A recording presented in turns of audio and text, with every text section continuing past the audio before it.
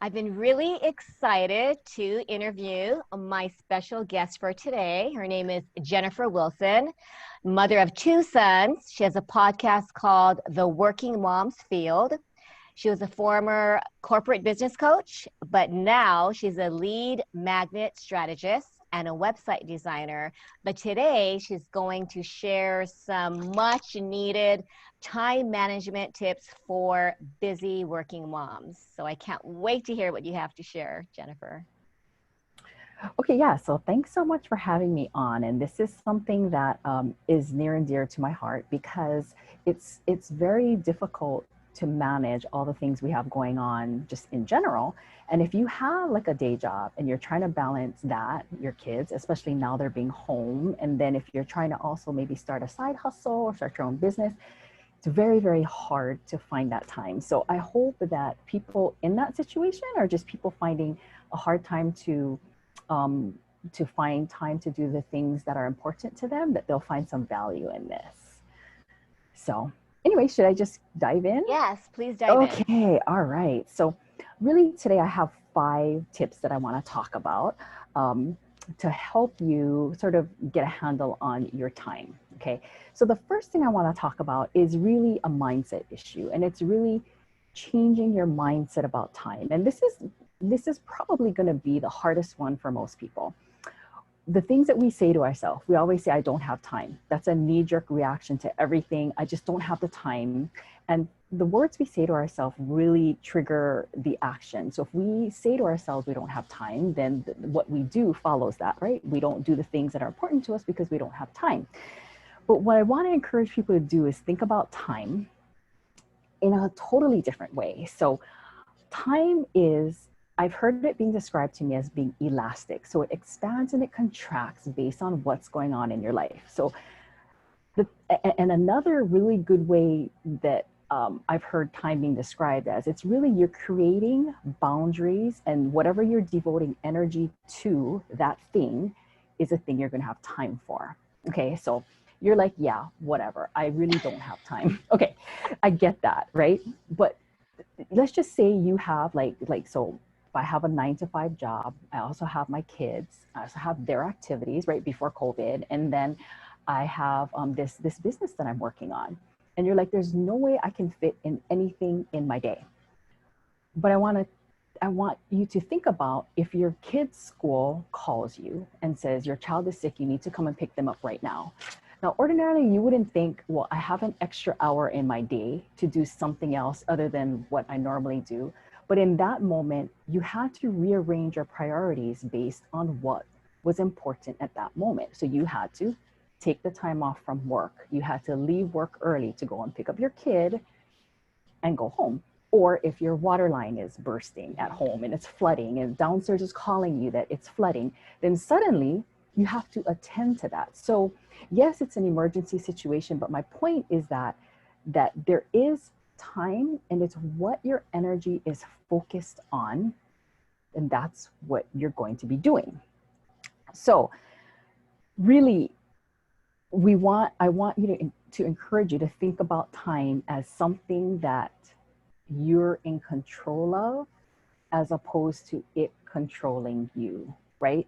So there's some things that are not going to be negotiable, like you have to go to your job, and you have to take your kids. But there are other things we can do to refocus our energy and our time on the things that are important to us. Okay, so if we can have an open mind about tip number 1, which is let's change our mindset about time, and let's really focus on the words and the things that we say about time, which trigger how we act. Then I want you to work on this second tip, which is to adopt a different view of time. Okay, so we're going to change our mindset about time, and then we're going to adopt a different view. And the best way I've heard this described is by Stephen Covey. Stephen Covey says, it's like a camera, right? It's like a camera that has multiple lenses. So you have a macro lens that's for the big picture stuff. And then you have the micro lens, right? Which drills down. You have the normal lens, and then you have the micro lens, which really drills down to the fine points. So really, if you look at your time, you have this broad horizon, and then you have the middle, And then you have the really fine focus details. So I have a system that is based on Stephen Covey's. Actually, I grabbed the book. This book. I love Stephen Covey. First. Mm-hmm. Yes, this is a great book. This is really a time management system. It's a principle-based time management system. And it's really too much to get into on this call. But one of the things is to look at your big picture. So what are the big picture goals that you want to achieve in your life? And then what are the things that you can do now in the immediate future? And then what are the things you can do today to work toward those goals? Okay. So that's the second thing, is to really then think about, there's three horizons, if you will, when you look at time. So then moving on to if we can accept that and not just sort of move along every day, like we only have 24 hours and I need to figure out everything within this 24 hours. And if we move away from that sort of thinking to the different lenses, then that brings us to the third tip. So the third tip is really taking what we talked about, which are the different lenses, and starting to implement a weekly planning. Okay. So people really start from, I mean, they can go way big, right? They go, 10-year goals, 5-year goals, or whatever. But people kind of start with quarterly goals, right? So if you want to start with your quarterly goals and then break that down into monthly goals and the weekly goals. So what I do is I plan out every week before the week starts. Okay. So it's really about taking a look at what are the big goals that you're trying to accomplish, right? How can I move backwards and break that down into accomplishing it over a week's time? And when you adopt that different view of time, when you look at time, when you look at your tasks as, I have 168 hours over the week to accomplish the things that I want to do, versus strictly looking at things on the micro lens, which is just every single day. And that's something I got from Laura Vanderkam, who's also a productivity expert. Then it's much less self-defeating, because like she says in her book, I think she says, no, I've always heard people say there's never enough time in the day, but you've never heard anyone say there's never enough time in the week to do what I need to do. That's true. So if you reframe, right, the time that I have to do something over a week's time, then that is more, it'll enable you to do more things. But the trick is that you need to plan for it on the outset, right? You need to plan for it. So I do mine on a Sunday, and I look at what's ahead. Like, you have the things that are not negotiable. Put those down, okay? But you're also going to look at the time that you have to work toward the goals that you want to achieve. And you plug that in over the course of the week, making sure that it fits in. So I'm going to kind of back up. There's one more step before that. And that is, for most people, you don't really know where you're spending your time. You're just saying, I don't have time. And so it's really important in this system that I have. The very first step is to actually track your time. And I have this time tracker, and it's in 30-minute increments. And at first you're like, oh my God, it seems like kind of a drag. But after a while, you kind of get used to just logging in what you're doing. And you'll be surprised at, despite the fact that you believe that there's not enough time, there are pockets of time that if you're intentional about how you use them, you'll be able to move the needle forward. So you track your time, you can see where you have time, right? And where you might be spending time on things you didn't even realize you're doing, like maybe just aimlessly surfing the internet for no reason whatsoever. Exactly. Or watching a little bit too much Netflix.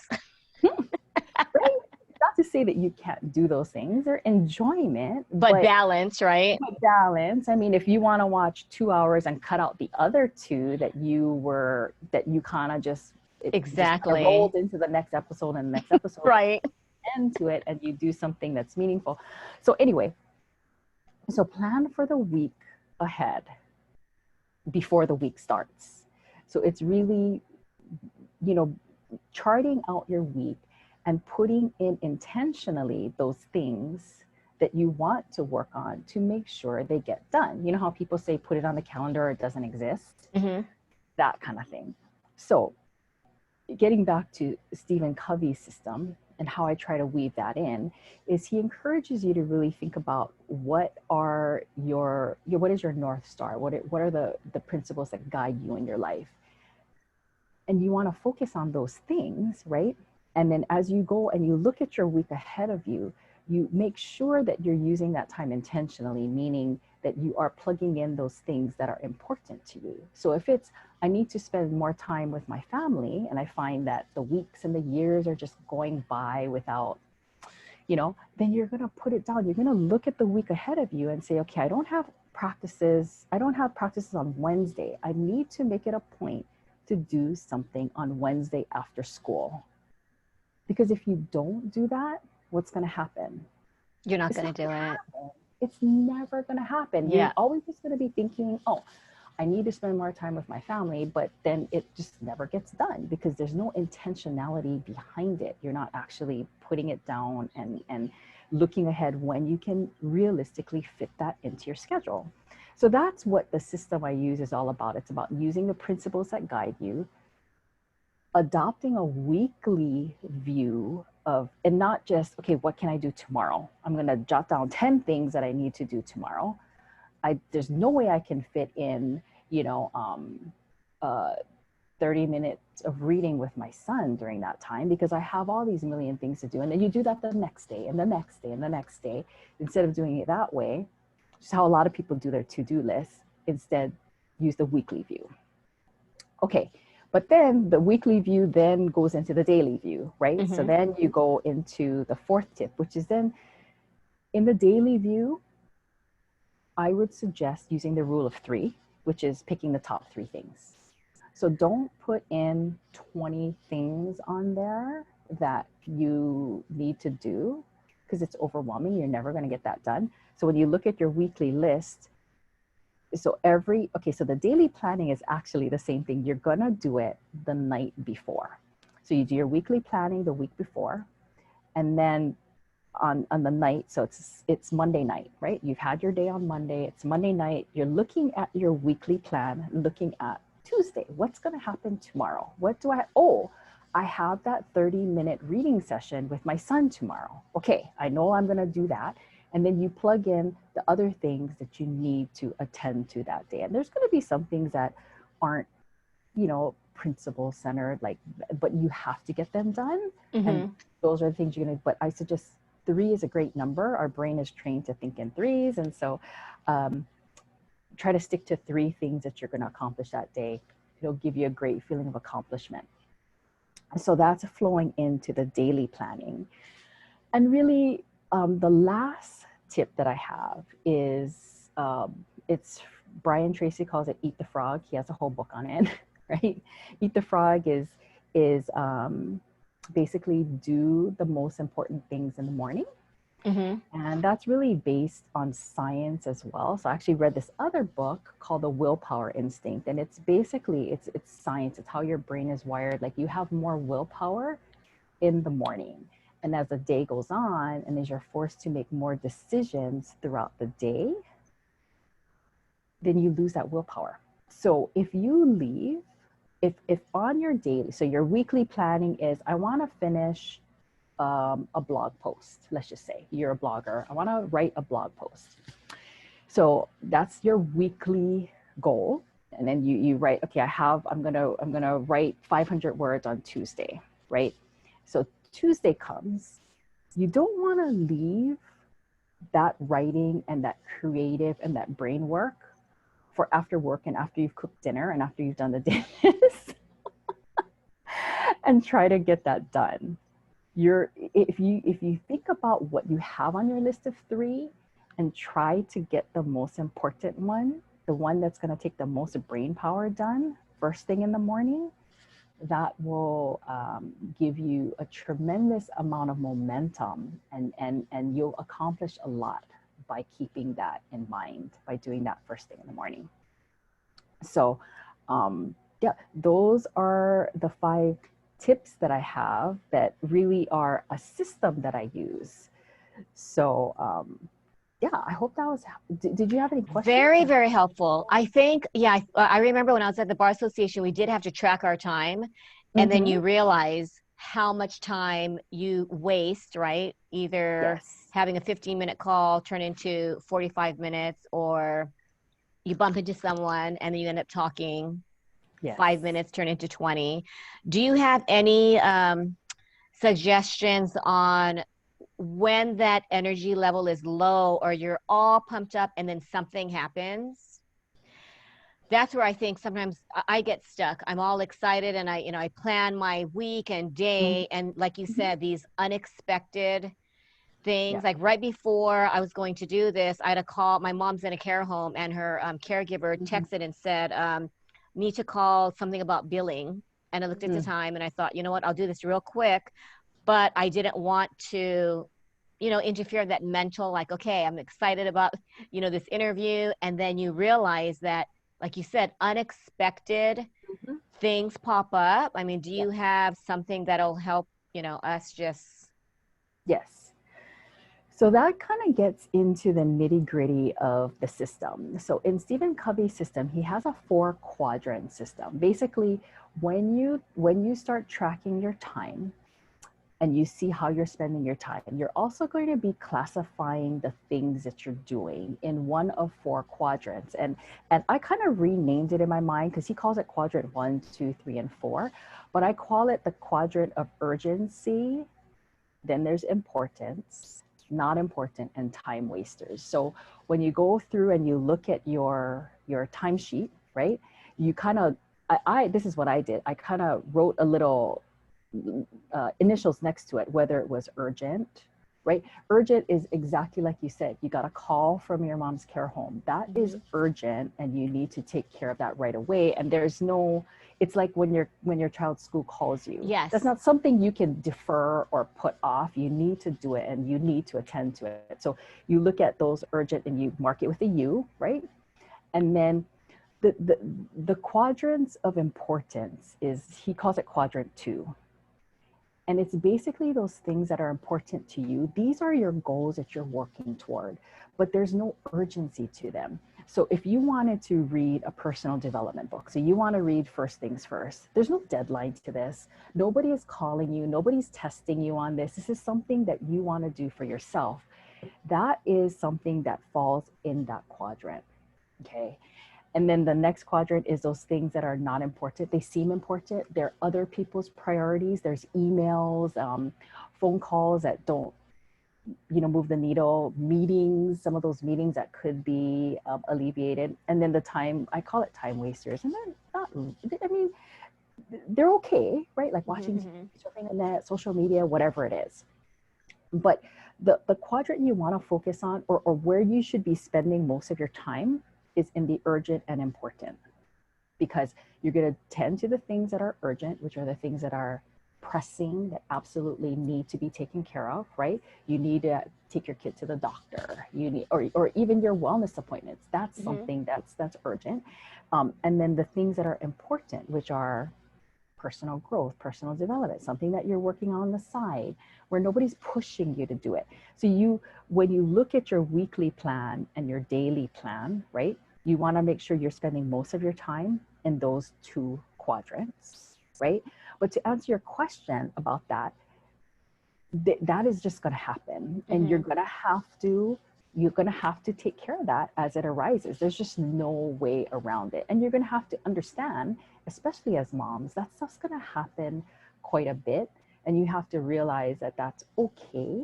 And that important thing that got interrupted, you're going to have to find another time to do it. But you're going to be intentional about where you're going to, okay, what am I going to boot out of my schedule in order to now fit that in on another day so that I get it done this week, right? So that's kind of how you handle that. I mean, there's just those kinds of things. You can't get upset about it, because That's just life. It's See, just and that's gonna what I happen. love. Yes, I think a lot of us moms feel like we do have to do the 17 things and we don't give ourselves permission to, you know what, it Mhm. can wait to the next day. I mean, I knew that the dentist would be fine if I called them 2 hours later or tomorrow morning. It's not, really urgent. But, like I Right. think as moms, we were talking about that we just feel like we need to just do it all and we need to make sure that, I love the three because sometimes the three turn into 12 and then you don't Mhm. know Mhm. which one is not important, but I think the quadrants Mhm. probably help you focus. Where can people find you if they want more detail? I know you're on Instagram, right? Mhm. Yeah, so I am on Instagram, and if you're interested in learning more about these tips, I think I'm going to be posting more about the system because it is a little bit. I know when I read about it, I was like, "What is this quadrant thing?" I don't. It's confusing, but I'll try to make it as easy as possible. And really, I've taken his system and I've kind of made it easier to work with, in my opinion, and so I can distill that down to whoever might be interested. So yeah, it's So where can we find you? Instagram, Jen Wilson Creative. I'm also on LinkedIn if you want to connect on LinkedIn as well, under Jennifer Wilson. And then I have a website. Oh, what's your website? My website is jenwilsoncreative.com. Yeah, because I understand that you also build websites, right? And Yes. then the lead magnet strategist, can you say like the main thing that like all of us who are trying to, I know it's different from time management, but is there maybe Yeah. one thing you can share about people go, what is a lead magnet and why do I Yeah. need one?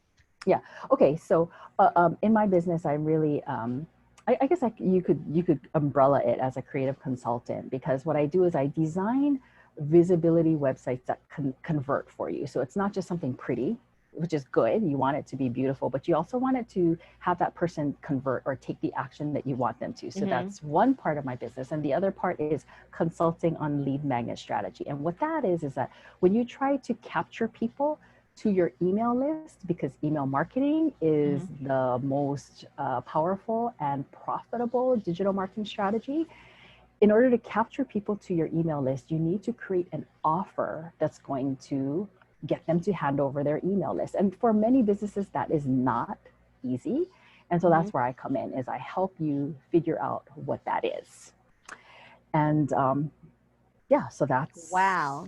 We what have a lot to I offer, and I do. thank you so much. I know you're super busy, so I really appreciate your time. And any closing words for us moms who are just wondering, what can I let go? Because I think that this isn't the magic number. I think we really have to just give ourselves a break and not have, like you said, 17 things, just write the top three. Yeah. And I love the secret of planning weekly, not just, I think some of us are, I get on survival mode sometimes because, you know, my list, I just like jot down things and then I put it on the calendar. And sometimes you do feel so self-defeated, like you said, because there's just too much. So no matter Yeah. how busy you are, do you just do it at the Sunday night? You just Yep. plan I, it and it make is it, time? and honestly, I mean, I'm not 100% that I'll do it. I mean, I try, but if there's a day that I'm just, there's no way, because it does take a little bit of brain power to Yeah. figure out, okay, what's in my week ahead, what's important, what am I focusing on.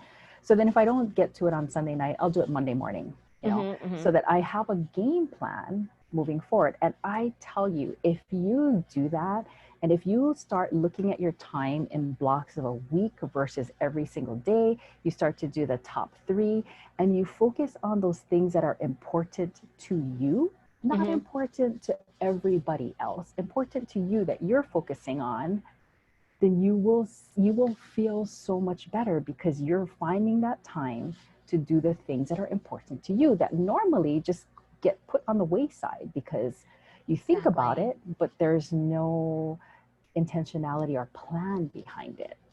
And So that's it the would, key, right? Yeah, being in just that intention and yep, like you said, what we want, not what we feel every child and then just yep, right, we just want to take care of everything and we forget our goals and to make right. time to intentionally put it on the plan. Like the calendar, if we don't do it, we're going Yep. to be grandmas, or we're going to be like 80 years old going, uh-oh, I forgot to do what I Yep. wanted.